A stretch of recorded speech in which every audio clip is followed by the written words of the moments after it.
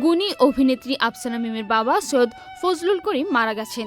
বৃহস্পতিবার 23 মে সকাল 8:30টার দিকে তার মৃত্যু হয়েছে বলে জানা গেছে। খবরটি নিশ্চিত করেছে মিমের ঘনিষ্ঠজন ও অভিনেত্রী সুবর্ণা মোস্তফা।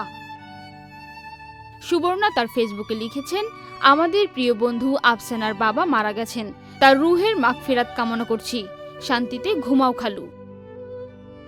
সৈয়দ ফজলুল করিম পানি উন্নয়ন বোর্ডে চাকরি করতেন। মিমের মা শিরিন আফরোজ সংস্কৃতি কর্মকাণ্ডের সঙ্গে যুক্ত ছিলেন। বাদ জোহর মরহুমের জানাজা সম্পূর্ণ হয়।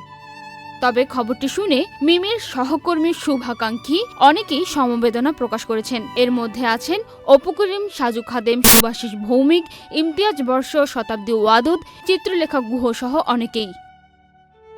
পান্না আক্তার, চ্যানেল আই অনলাইন।